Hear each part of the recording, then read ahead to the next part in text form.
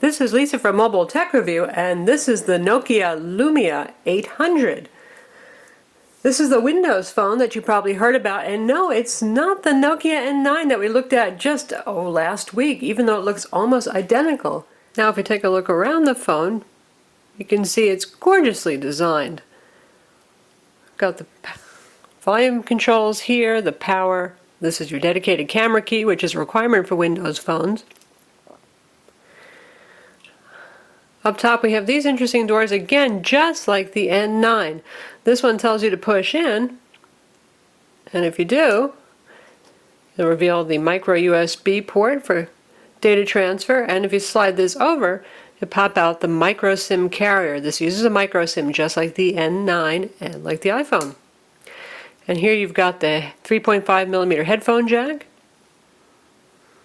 Nothing on that side. Curvy, pretty black back. There's your 8-megapixel camera, dual LED flash. And here we've got the speaker grill, same again as the N9. And in fact, if we put them side by side, you got the Windows phone on the right hand, we have the Nokia N9 on the left, and boy do these phones look similar.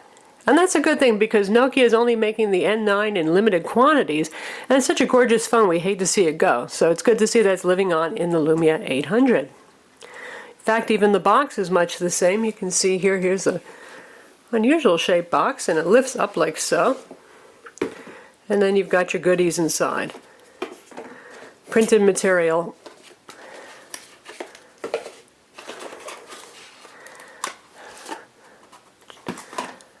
USB cable, charger, and a set of earbud headphones. Nokia also includes a rubber gel case, which isn't bad looking. It actually matches the phone. You put this on and really the phone still looks just as nice as it did before you put it on, unlike a lot of other cases that change the appearance or add bulk. Now here's the deal. This is the European model. Nokia and Microsoft have not announced the United States launch date for the Lumia 800. So what you get in the box and what the box look like might change by the time it comes to the US. By the way, this one has quad-band HSPA plus 14.4 on the AT&T bands and overseas bands, 900 and 2100 megahertz for overseas, 850 and 1900. So it's all ready to be used on AT&T. Technically, this is an unlocked phone right here. This came from Europe. And we popped our AT&T micro SIM from our Nokia N9 into the phone to use it on AT&T. And performance has been just fine. The Nokia uses the same AMOLED display as the N9 again, but slightly different resolution. And it uses the same anti-polarizing technology. That means there's hardly any glare here. And in fact, you can see that this phone is not glaring at the moment. And often we have a great deal of difficulty positioning a phone so it doesn't glare on camera. And it also uses Nokia's deep black technology, and again that means that you really can't see where the display itself ends and where the bezel begins because the blacks are so rich and deep. It's absolutely lovely. It's a very good match of display size to resolution. You certainly can't see any individual pixels here and everything looks nice and sharp. Inside we have a 1.4 gigahertz Qualcomm CPU. That's a Scorpion CPU. It's a single core. Microsoft decided not to go dual core. They thought that it wasn't really worth the cost because there wasn't much of a performance benefit given the fact that the operating system is so well optimized for the single core CPU. It has 512 megs of RAM and 16 gigs of storage. Now as you notice, there's no card slot anywhere on this phone. With Windows Phone, generally what you get inside is all you're going to get because it treats removable storage in a unique and difficult way, as Samsung Focus owners found out. It requires special formatting and all that kind of thing, so generally these phones don't have any user-accessible micro SD card slot at all. The phone has Wi-Fi 802.11n, Bluetooth, a GPS, it can do geotagging of photos, and it comes with Bing Maps and Nokia Maps. This little unique touch here, you get the Nokia Maps and Nokia Drive in addition to driving directions from Bing Maps on the phone. The display is Gorilla Glass, and it has just a little bit of a curve to it, which is very attractive and kind of neat. Phone dialer is pretty basic and minimalist here, and you can have access to your voicemail down here and your address book right there. and you can do a search for contact right inside of there.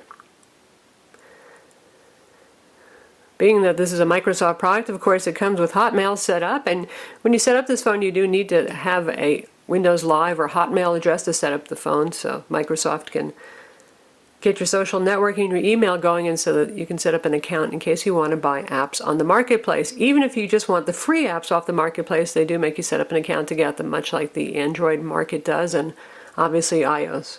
And again, since this is a Microsoft product, it also syncs with Exchange, but you can sync to things like Google too, so you can get your contacts and your calendar off of Google as well. It does POP3, IMAP, and Exchange email too. And we've got calendar here, and you can see you can create a new appointment just by tapping there, and there's the on-screen keyboard, small but still one of the best we've ever used. You get quiet little sounds when you're typing, and it's just very accurate. And here we've got our day view, and we can swipe to the agenda view, to-do list, and if you want a month view, you just tap here, and you can see the phone is just wildly fast. It's a very optimized operating system. Now, voice command and search are integrated into the phone in a very nice way. It's not as natural language and fun as Siri, but it still works well. So say, here I am on Bing, I can search the web, and I can search for other things too, local stuff, for example. Like there's my location scout right there. How if we just say something? Starbucks.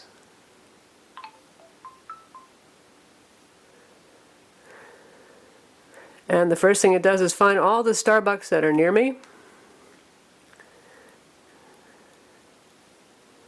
And if I just pick one, I can get directions, I can get the address, I can get the phone number, and I can visit their website. That's your Bing Maps, part of search. But you also get Nokia Maps on here too.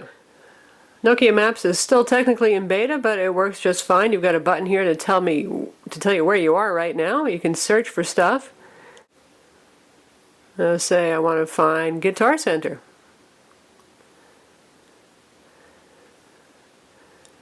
And there it is, it's found Guitar Center. What if I want directions? Pick that one. And it gives us a visual map of how to get there. And if you're a Nokia Drive and say you want to go someplace, it starts off by showing you where you are. You just choose Set Destination, and you can also choose between 2D and 3D maps. So you can see your options here. And we'll pick that Guitar Center. And this time we will pick one in Fort Worth again. And we can hit Drive to. Of course, this has the standard Zune music and video, which is pretty capable and fun. It's like what you've seen on other Windows phones, but we also have Nokia music here too. And when you set this up, it's also going to ask you to create a Nokia account if you don't have one already. And the UI, again, looks a lot like Microsoft standard UI. So you've got My Music for any content you have loaded. And it tells you you've got to side load that, and that's the way Windows Phone works. You're going to side load your music on here. That doesn't mean you can't use Slack or Radio, it's Spotify and other services, but for your actual tunes, there is no cloud syncing of the tunes. And you can see gigs that are going on in the area too. So that's Nokia Music. Honestly, the Zune client is so good, I don't feel like we need anything else. How about gaming? We've got Xbox Live gaming on this, and that's been a strong point so far for some really nice high-quality games that run anywhere from 99 cents up to generally around $6.99. This is what you see at first, spotlights of some featured games. And then you can swipe sideways and see what you got in your collection. You can see your gamer tag and your avatar there. Gaming requests. So let's take a look at a game. We've got a demo of Jet Car Stunts, WP here. And one thing to note is that every single game comes as a trial. You can try it out first, so you don't have to spend the bucks and then say, oh well, that really stunk, wish I hadn't bought that.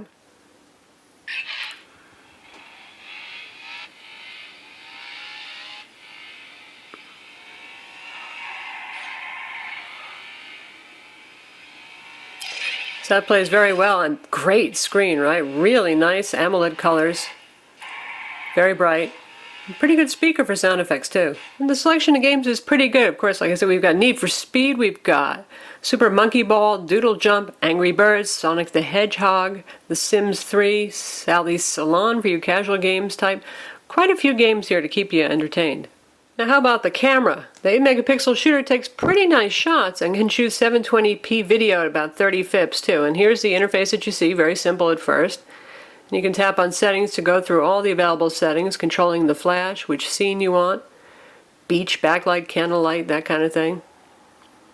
White balance, exposure, ISO, metering mode, pretty advanced stuff. Nokia is pretty good at cameras after all. Focusing mode, you've got macro or normal. And aspect ratio, if you want it widescreen or if you want 4:3. To take a picture, you use the shutter button. Right there, very fast. Again, very fast. If you want to switch to video, you just tap there, and you start shooting a video. And it's got that nice masked timer there so you can see how it does.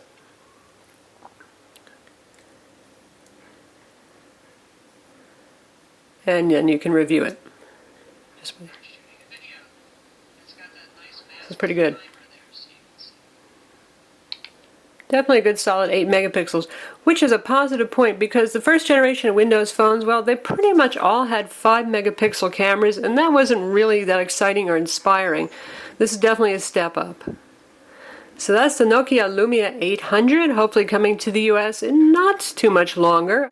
The phone runs on a 1.4 gigahertz Qualcomm single-core CPU. It has an 8 megapixel camera, a 3.7-inch AMOLED display running at 800 by 480, usual Wi-Fi, Bluetooth, and a GPS, and just a gorgeous design. I'm Lisa for Mobile Tech Review. Visit our website for the full review.